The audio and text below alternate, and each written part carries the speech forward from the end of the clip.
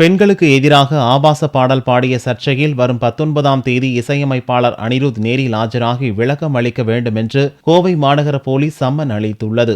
இசையமைப்பாளர் அனிருத் இசையில் நடிகர் சிம்பு எழுதி பாடியதாக கூறப்படும் ஆபாச வரிகளை கொண்ட பாடல் ஒன்று பீப் சாங் என்ற பெயரில் இணையத்தில் வேகமாக பரவி வருகிறது.